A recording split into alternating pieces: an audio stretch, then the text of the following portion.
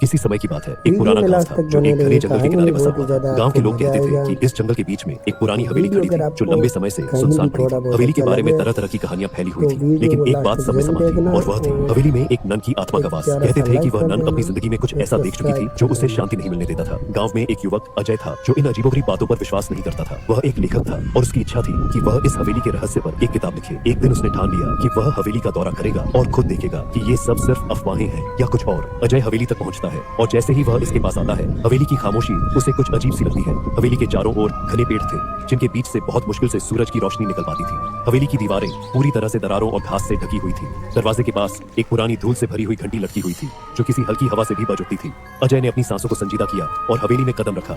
जैसे ही वह अंदर जाता है, उसे लगता है कि किसी ने उसे घूरने की कोशिश की है। हवा में गहरी चुप्पी फैली थी, लेकिन फिर भी उसे कुछ हलचल सुनाई दी, जैसे किसी के पैरों की आवाज हो। वह धीरे धीरे अंदर बढ़ता है और उसके सामने एक लंबा और संकीर्ण हॉल दिखता है जिसके अंत में एक बड़ी सी लकड़ी की दरवाजे की ओर जाता रास्ता था।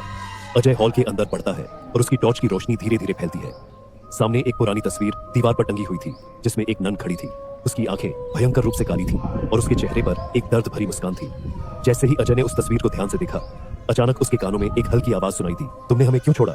यह आवाज उसके कानों में गूंज रही थी जैसे कोई दूर से पुकार रहा हो। अजय डर के बावजूद हिम्मत जुटाकर उस तस्वीर को देखता है और फिर महसूस करता है कि वह कमरे के अंदर अकेला नहीं है। अचानक कमरे के एक कोने से एक धुंधली सी आकृति उभरती है। यह आकृति एक सफेद साड़ी पहने हुए नन की थी जो धीरे धीरे उसकी ओर बढ़ने लगी। नन का चेहरा तमतमाया हुआ था और उसकी आंखों में घना अंधकार था। उसकी सफेद साड़ी जैसे हवा में लहर रही थी। अजय की रूह कांप उठी। वह जल्दी से पीछे हटता है, लेकिन कमरे का दरवाजा अचानक बंद हो जाता है। नन की आवाज फिर से सुनाई देती है, तुम मुझे कभी नहीं समझ पाए, तुम नहीं जानते कि मैं क्यों यहाँ हूँ। अजय घबराहट में दरवाजे को खोलने की कोशिश करता है, लेकिन दरवाजा खुलता नहीं। वह नन से घिरा हुआ महसूस करता है और वह देखता है कि नन का चेहरा अब एक भयंकर रूप में बदल चुका है। उसकी आंखें पूरी तरह से काली हो चुकी थीं और उसके हाथों से एक अजीब सी जलती हुई रोशनी निकलने लगी थी। अजय डर के मारे कांपता है, लेकिन वह जानता था कि अगर वह इस खौफनाक जगह से बाहर नहीं निकला तो शायद वह भी इस हवेली का हिस्सा बन जाएगा।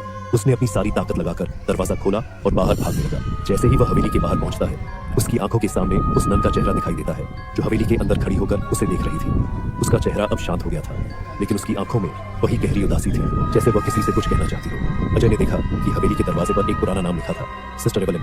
उसकी आंखों में एक हल्की सी चमक थी, जैसे वह अपनी पूरी कहानी को किसी को बताना चाहती हो। अजय ने उस रात के बाद ठान लिया कि वह कभी उस हवेली के पास नहीं जाएगा और न ही इसके बारे में कुछ और सोचेगा। अजय ने उस रहस्यमयी नन की आत्मा की पीड़ा को महसूस किया और हवेली को छोड़ते हुए उसने समझा कि कुछ जगहों और आत्माओं के साथ कभी छेड़छाड़ नहीं करनी चाहिए। हवेली के भीतर की अजीब घटनाएं शायद किसी दुखद अतीत की निशानी थी और उन आत्माओं को शांति तभी मिल सकती थी जब वे अपने खोए हुए प्यार और शांति को पाते।